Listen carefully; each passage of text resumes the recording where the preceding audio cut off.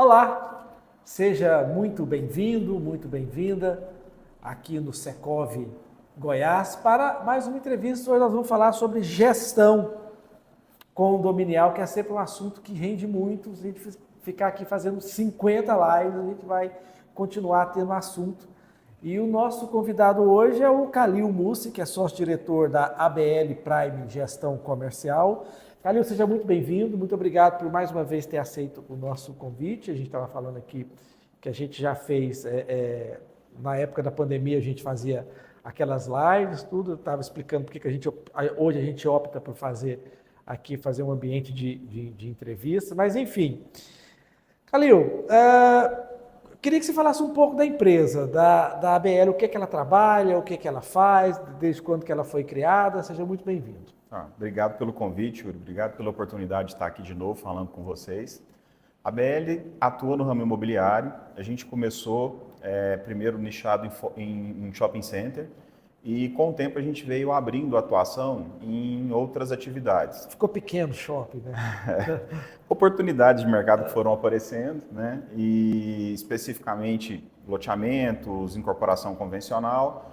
E por volta do ano de 2014, a gente viu que o mercado ia fazer a entrega de alguns empreendimentos de maior complexidade, né, projetos de multiuso, e a gente viu uma oportunidade, como a gente já fazia gestão condominial em shopping center, a gente tomou a decisão de abrir uma gestora, né, condominial. A gente começou fazendo empreendimentos maiores, né, o Brookfield Towers é um projeto que está na nossa carteira desde 2014, o Metropolitan também é um projeto que está na nossa carteira desde 2015, e outros grandes projetos aí que a gente se preparou para isso, né? A empresa se preparou e montou um produto que colocou no mercado com esse objetivo. E não só grandes projetos, a gente teve a oportunidade de, na parceria com as incorporadoras e mesmo no mercado, né, conversando com condomínios já entregues, a gente teve a oportunidade de passar a fazer também a gestão condominial. Hoje a gente faz aqui na região do Centro-Oeste, entre Goiânia, Anápolis, Brasília, Rio Verde, Mineiros, Catalão, a gente tem 100 empreendimentos que a gente faz gestão condominial. Você fala aí em 2014, parece que você está falando outra vida. Né? A gente teve impeachment de presidente, né? O presidente tampão, depois a gente teve um governo polêmico do Bolsonaro, uma pandemia no meio. Qual a diferença que você vê daquele condomínio, de quando você começou a trabalhar, para o condomínio de hoje? Eu acho que tem muito a ver até com a preparação que a gente fez, o produto que a gente buscou estar olhando no mercado inicialmente, né? Antigamente, as incorporadoras faziam um prédio com uma tipologia. Então, você tinha um prédio residencial que tinha 2 quartos, 3 quartos, uma área de lazer, de certa forma, simples, né?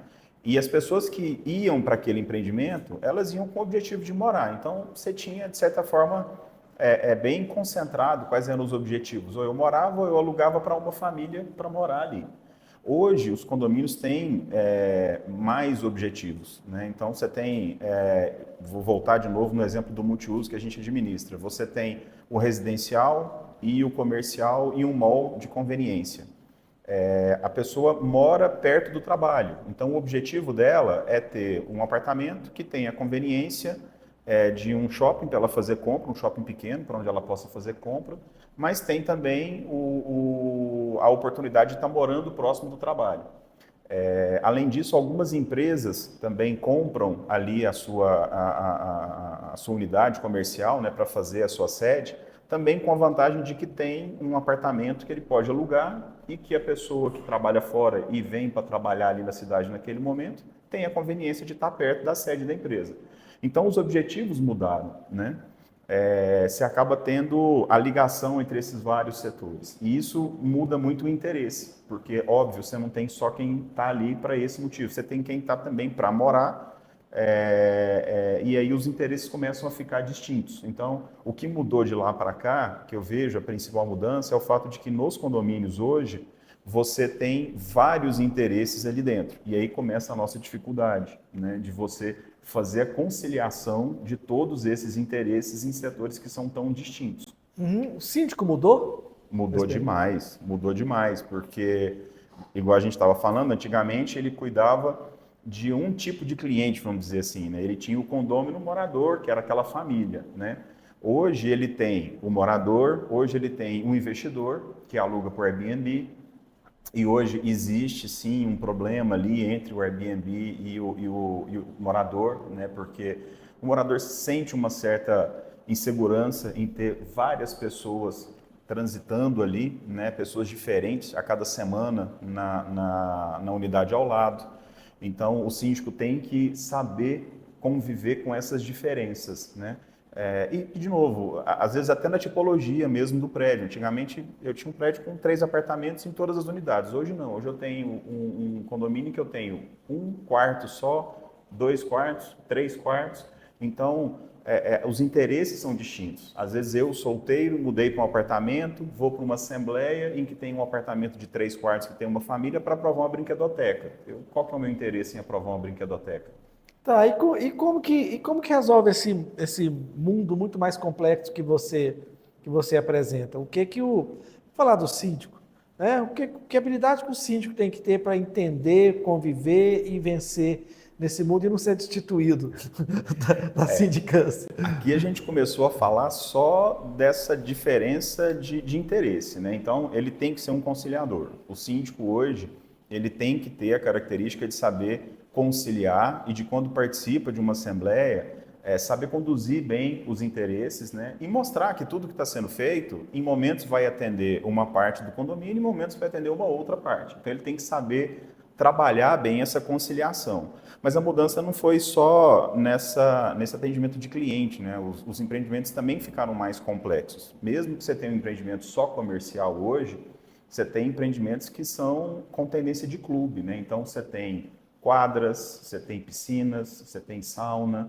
Então, isso tudo levou uma necessidade de um acompanhamento técnico muito maior do que era antigamente. Antigamente, quando muito, você tinha uma piscina num condomínio, né? Hoje você tem várias outras opções de lazer ali dentro e que demandam do síndico um cuidado muito maior.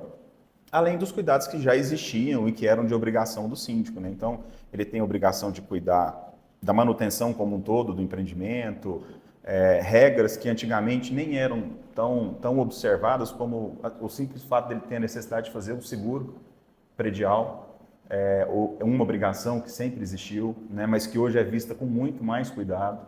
Os equipamentos hoje são muito mais caros. Um elevador hoje é um elevador que ele é um equipamento muito mais eletrônico, então ele demanda uma manutenção e um cuidado maior. Então hoje o síndico ele precisa ter esses cuidados a mais, né? Hoje o síndico ele é muito mais demandado. Principal queixa do síndico quanto a toda essa complexidade? Ter suporte. Ele precisa ter bons profissionais, né? De que áreas? Ele precisa ter um bom apoio administrativo e financeiro, né? Ele tem que ter uma boa contabilidade, uma pessoa que entenda dessa parte condominial para saber se o faturamento está sendo feito de forma correta. Hoje existem discussões de forma de rateio, se o rateio é por fração ideal, se o rateio é por unidade, ou se existe um coeficiente específico. A lei permite isso tudo. Então, o síndico tem que ter uma empresa que entenda dessa administração do rateio, tem que ter um bom contador para ter o cuidado, por exemplo, no fundo de reserva.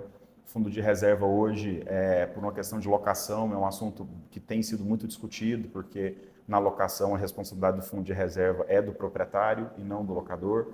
Então, uma boa administração tem que fazer essa separação. Juridicamente, a gente passou por situações de mudança jurídica muito relevante. A pandemia foi uma aceleradora de mudanças desse mercado. Então, por exemplo, dessa atividade, a gente não fazia assembleia virtual.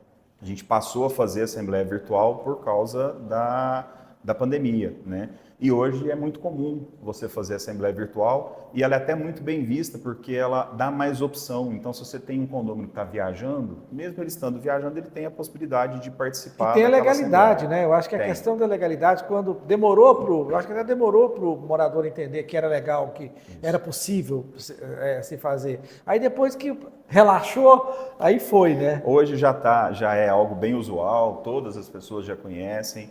Mas, de novo, é o apoio jurídico, né? Hoje você consegue ter o síndico precisa ter esse apoio, né? O jurídico é uma área que ele tem que ter. Assembleias que ficam em aberto, que antigamente não eram comuns, hoje em dia é difícil você ter o quórum de 2/3. Então, uma possibilidade que acontece é você deixar uma assembleia em aberto para durante aí 30, 60 dias você fazer a coleta dos votos.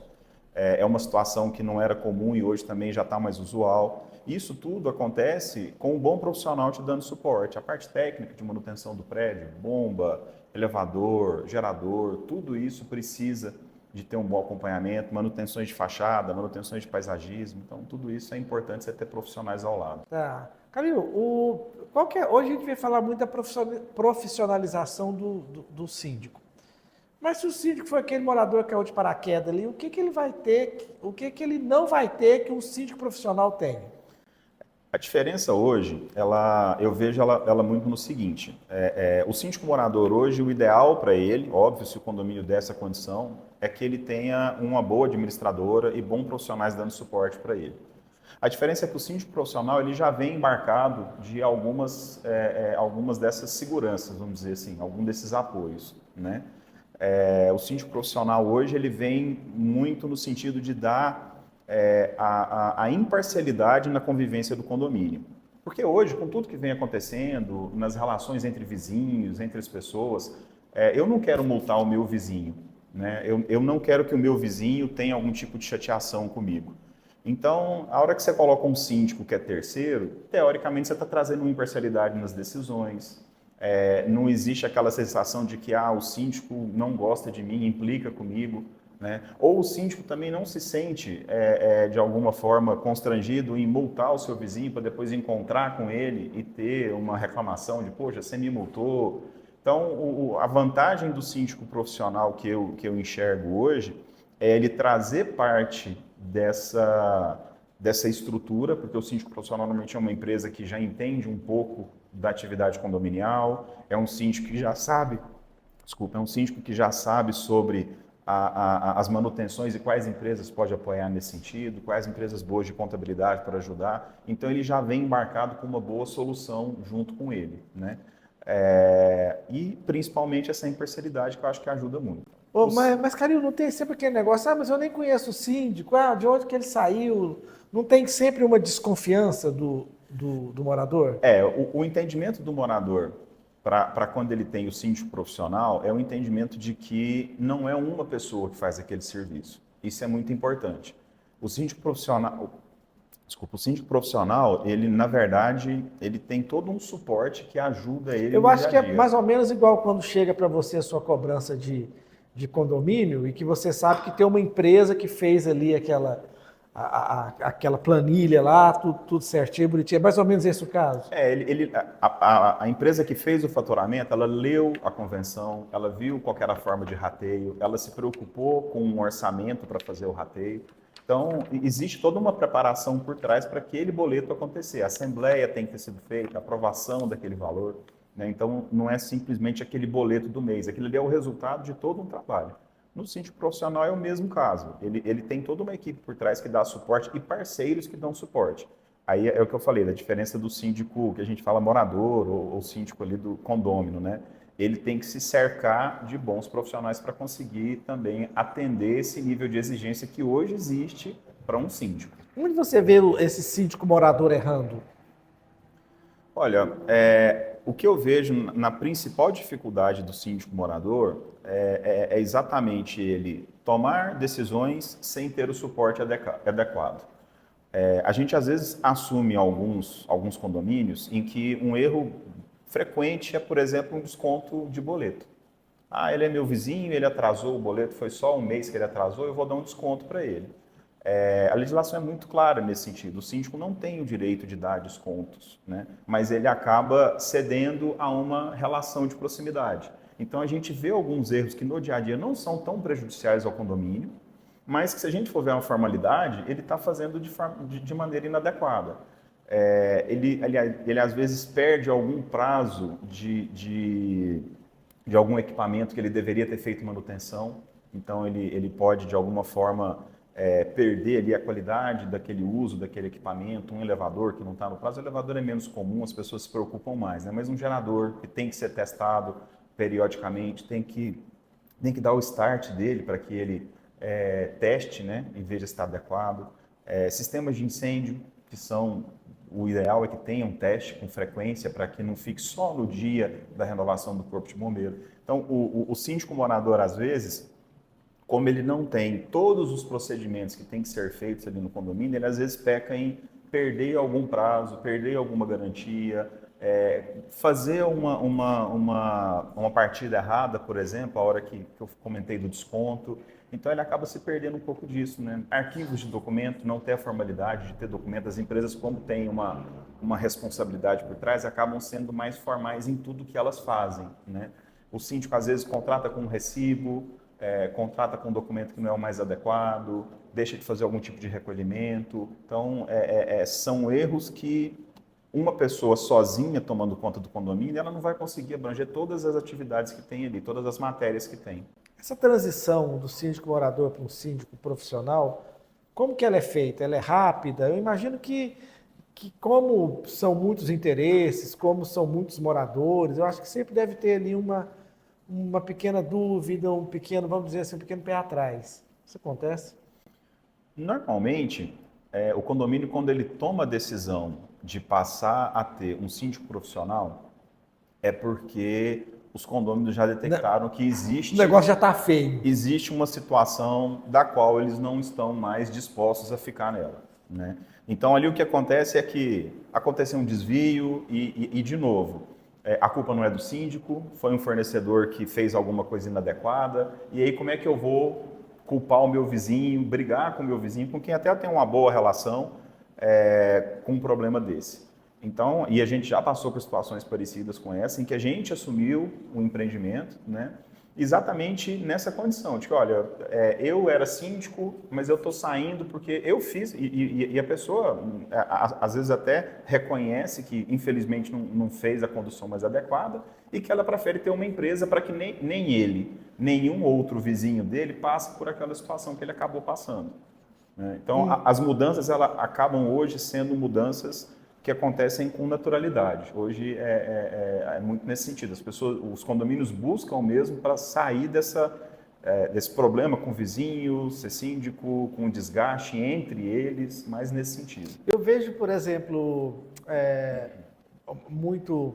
vou dar um exemplo aqui que eu já vi aqui dentro do Secov. Determinado síndico tem um pessoal que trabalha com ele, que trabalha no prédio, tem lá há 30 anos. Esse pessoal nunca muda. Não, rede elétrica é aquele eletricista, porque só ele conhece aonde está passando o danado do fio. Uhum. E isso, eu imagino, como é que é isso, como que essa questão com fornecedor é lidada por um síndico profissional? O que costuma acontecer é de forma parecida, mas de novo você acaba tendo uma certa formalidade. Porque o que a gente faz, o que o síndico profissional costuma fazer, óbvio, ele tem ali seus parceiros, né? Porque o condomínio ele acontece situações de emergência e que você precisa de um eletricista, deu um problema numa bomba à noite, eu preciso de um eletricista 1h da manhã, 2h da manhã. Então, tem que... Não, o João é eletricista, ele dá manutenção aqui, ele não vem de noite, você sabe. Mas o pé está pegando fogo, está saindo faísca, então amanhã ele vem. É esse o papel do síndico profissional nesse sentido. Chamar outro. Ele ter no leque de parceiros opções que vai atender. Então, essa é uma habilidade o que você chama de uma habilidade embarcada. Essa é uma condição que vem junto a hora que você traz a profissionalização. Né? Mas quais outras, por exemplo? Existem outras urgências que acontecem dentro do prédio, às vezes problemas de vazamento de água. Né? De novo, a gente tem... É terrível, né, cara? Não tem nada mais desrespeitoso do que a água, né? Ela enfim em qualquer lugar, vai embora, não tá nem aí. E o problema, assim, a hora que ela acontece no residencial, normalmente no residencial a percepção é mais rápida, porque tem gente em casa, mas o pior é quando acontece num comercial fora do horário.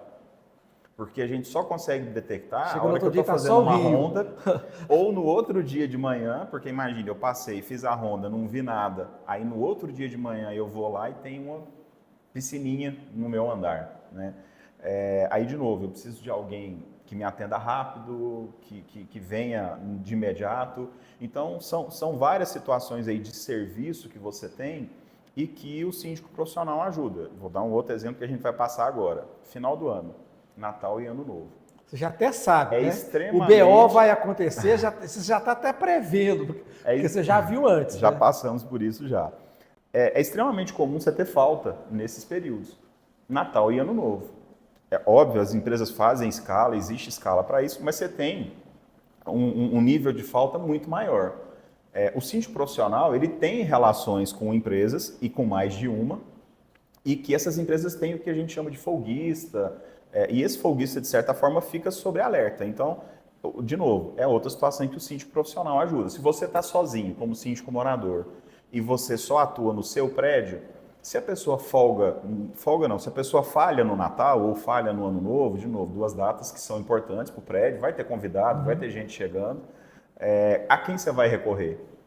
Pior ainda se for orgânico, que nem tem uma empresa terceirizada, aí ele não vai. A quem você vai recorrer? Você não tem parceria, você não tem empresa. Então, a vantagem do síndico terceirizado ou de uma gestora acaba vindo nesse sentido. O síndico tem essas parcerias e ele acaba, de alguma forma, conseguindo ter uma melhor forma de resolver e mais rapidez também em resolver isso. Agora, questão de custo, valores. Vamos falar, uma coisa que o morador mais tem medo é questão de valor, né? Vai ficar mais caro? Acho que deve ser uma pergunta que você ouve muito. Muito frequente. Então tá, estou te perguntando, vai ficar mais caro? Normalmente não fica tão mais caro, não. Então vai ficar um pouco mais caro. Não, mas existem situações, e aí é de condomínio para condomínio, né? É óbvio que o síndico profissional ele vai cobrar um valor maior do que o síndico, mas a gente não pode olhar só a linha da administração do síndico, porque aí a gente volta nas situações de fechamento de contratos. Esse síndico, provavelmente, ele tem outros contratos com valores distintos e que a hora que ele for levar isso lá para dentro do seu condomínio, ele com certeza vai levar esse benefício do valor para lá. Então, ele vai baratear outras linhas. E o que pode acontecer é que, por mais que o serviço dele seja mais caro... O que você está me falando vamos ter mais negociação nesse condomínio. Por mais que o serviço dele seja mais caro, o condômino ele tem que entender que ele não pode olhar só aquela linha. Ele tem que olhar o custo do boleto. Voltando no eletricista, o eletricista que está lá no prédio há 20 anos, ele vai cobrar o que ele quiser, porque ele está lá no prédio há 20 anos e porque ele, teoricamente, não tem um concorrente, porque só ele que sabe onde é que passa o fio azul que você não pode encostar nele. É isso? E são vícios que você, com o tempo da profissionalização, você começa a combater. E aí, qualquer profissional que der o melhor preço e que tiver qualidade, você pode colocar para trocar o fio, porque já passou a ser um procedimento e não uma característica do profissional. E o eletricista não vai falar, vai pegar fogo no prédio, chamar outro. Aqui nesse prédio, o fio faz uma curva. Pô, Calil, muito bacana, queria te agradecer muito. Realmente, eu acho que todo mundo sabe que quanto mais profissionalização, melhor. Quem mora em condomínio sabe o tanto que é importante uma administração que realmente tenha uma técnica ali por trás, que é o que você faz muito bem. Então, muito obrigado pela entrevista. Eu que agradeço. Obrigado pelo tempo e a disponibilidade. Obrigado. Pessoal, até a próxima.